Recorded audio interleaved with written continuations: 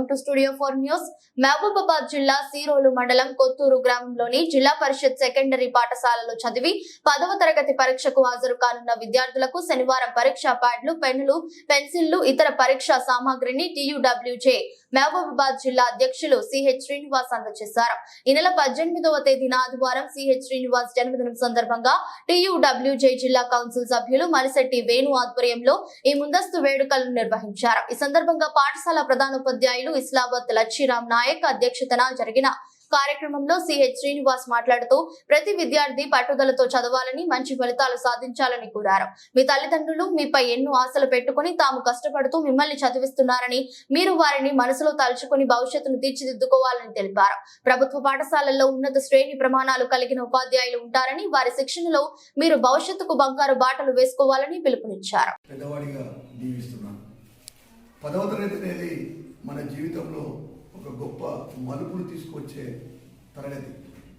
ఇక్కడ మనం ఎక్కడ తప్పటడుగు వేసినా, పొరపాటు జరిగినా అది జీవితాంతం మనం వెంటాడుతూ ఉంటుంది. కాబట్టి ఉన్న సమయాన్ని మీరు సద్వినియోగం చేసుకోవాలని, ఇప్పుడు సరే ఇంతకాలం గడిచిపోయింది, మనం చదివామా చదవలేదని పక్కన పెడితే ఇక్కడ నుండి పరీక్షల వరకు ప్రతి గంటను, ప్రతి నిమిషాన్ని మీరు ఒక పద్ధతి ప్రకారం ఉపయోగించుకుంటూ చదివితే తప్ప మంచి ఫలితాలు సాధించే పరిస్థితి ఉండదు. ప్రధానంగా పెరుగుతున్న పోటీ వాతావరణంలో పాస్ అవడం అనేది, 10వ తరగతి పాస్ అవడం అనేది అంత పెద్ద ప్రాధాన్యత ఉన్న విషయం కాదు అని సందర్భంగా మీకు తెలియజేస్తున్నాను. ఎందుకంటే 10/10, 9.5, 9.8 అంత కాంపిటీషన్ ఉన్న ఈ టైంలో పాస్ అవడం అనేది సహజం. ప్రతి ఒక్కరు పాస్ అవుతాం, కానీ అది మాత్రమే సరిపోదు. మనకు ప్రభుత్వం కల్పిస్తున్న సౌకర్యాలను వినియోగించుకొని, మీకు మంచి ఉపాధ్యాయులు ఉంటారు ప్రభుత్వ పాఠశాలలో, మీరు అడిగితే చాలు అయితే చక్కని విద్యాబోధనను అందించే ఉపాధ్యాయులు. మీకు ఏ ప్రైవేట్ స్కూళ్ళలో కూడా ఇంత ఎంపిక చేయబడ్డ ఉపాధ్యాయ బృందం ఉండదు ఎక్కడ కూడా. ఎందుకంటే వీళ్ళు వేలాది మందితో పోటీపడి పరీక్షలు రాసి ఎంపిక కాబడ్డ గొప్ప ఉపాధ్యాయ బృందం మన ప్రభుత్వ పాఠశాలలో ఉంటుంది. కాబట్టి వారి సేవలను మీరు వినియోగించుకోవాలి, ప్రతి నిమిషాన్ని మీరు వినియోగించుకోవాలి. ప్రధానంగా మనం ఈ ప్రభుత్వ పాఠశాలలో చదువుతున్నామంటే మనం చాలామంది, దాదాపుగా 100% మంది కూడా పేదవాళ్ళం, మధ్యతరగతి కుటుంబాలకు చెందిన వాళ్ళం, రైతుల కుటుంబాలకు చెందిన వాళ్ళే ఉంటుంది తప్ప పెద్ద ధనవంతుల పిల్లలు ఉండరని నేను భావిస్తున్నాను.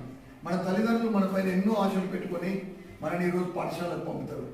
మనం ప్రతిరోజు ఉదయం లేవగానే పుస్తకం పట్టుకునే ముందు మన తల్లిదండ్రులు మనకు పాఠాలు చెప్పే ఉపాధ్యాయుని ఒకసారి గుర్తు చేసుకోవాలి. దాని ద్వారా మనకు చదువు విలువ తెలుస్తుంది. సమయాన్ని వృధా చేస్తే వెనక్కి తీసుకురాలేమనే ఒక గొప్ప నీతి మనకు తెలుస్తుంది. కాబట్టి మనం ప్రతిరోజు పుస్తకం తిరగగానే మన తల్లిదండ్రులను ఒకసారి స్మరించుకుంటే వాళ్ళ ఈ ఎండలో కూడా వాళ్ళు పొలాలకు వెళ్ళి కష్టపడి పనిచేసి మన కోసం పుస్తకాలు కొనిస్తుంది. వాళ్ళు మన్నుడెండలు లెక్క చేయకుండా పనిచేస్తేనే ఈరోజు మీరు మంచి బట్టలు వేసుకొని ఈ పాఠశాలకు రాగలుగుతున్నారు. వాళ్ళు ఎంత కష్టాల్లో ఉండేనా, అవసరమైతే ఒకరోజు ఉపవాసం ఉండేనా మీకు డబ్బులు ఇస్తున్నారు. కాబట్టి మీరు ఇక్కడ పరీక్ష ఫీజులైనా కట్టగలుగుతున్నారు, లేకుంటే మీకు సంబంధించిన వస్తు సామాగ్రిని మీరు కొనుక్కోగలుగుతున్నారు. వాళ్ళు ఇదంతా కష్టపడేది ఎందుకు అంటే, మీరు చదువుకుని ప్రయోజకులు అయితే, మీరు గొప్పవాళ్ళు అయితే వాళ్ళు మీ నుండి ఏమీ ఆశించరు. కేవలం మా పిల్లలు, ఇగో నా కొడుకు ఇంత గొప్ప స్థాయికి ఒక ఆఫీసర్ అయ్యిండు, నా బిడ్డ ఆఫీసర్ అయిందని చెప్పుకొని ముడిచిపోతున్నారు.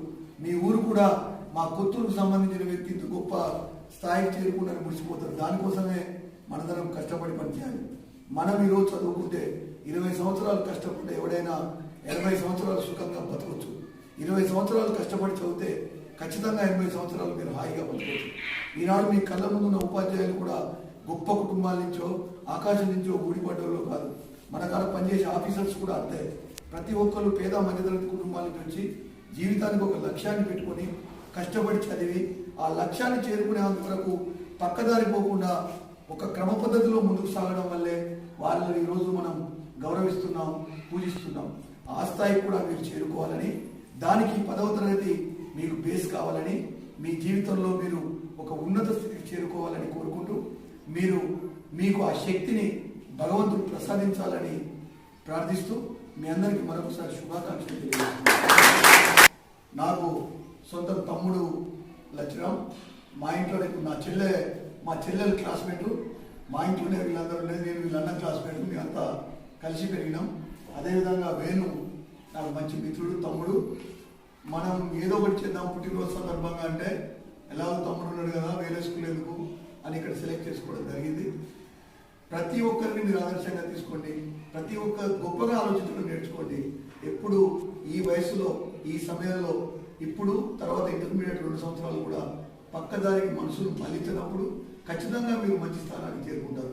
ఒక కలెక్టర్, ఎస్పీ ఎవరైనా 4 కాళ్ళు 6 చేతులు ఉండవు ఎవరికి, అందరికీ మనలాగే పుడతారు, మనలాగే పెరుగుతారు. కానీ వాళ్ళు నిర్ణయించుకున్న లక్ష్యం గొప్పది. కాబట్టి మీరు కూడా దయచేసి 4 రోజులు ఈ మీకు ఎప్పుడైతే పరీక్షలు ఉన్నాయో అప్పటి వరకు సమయాన్ని వృధా చేయకండి. సార్లు చదవని చెప్తే దాని ఏదో బోర్గా ఫీల్ కాకండి, అరే ఊరికే మాయమడి పడతాను అనుకోకండి. ఒక ఉపాధ్యాయుని వృత్తి ఎంత గొప్పది అంటే తన పిల్లల గురించి కూడా ఎప్పుడు ఉపాధ్యాయుడు ఆలోచించారు. పిల్లలు అంటే మీ గురించి చెప్తారు తప్ప ఎప్పుడు ఆయన పిల్లల గురించి వాళ్ళ సొంత పిల్లలు కన్న పిల్లల గురించి కూడా ఎప్పుడు గొప్పగా చెప్పుకోడు.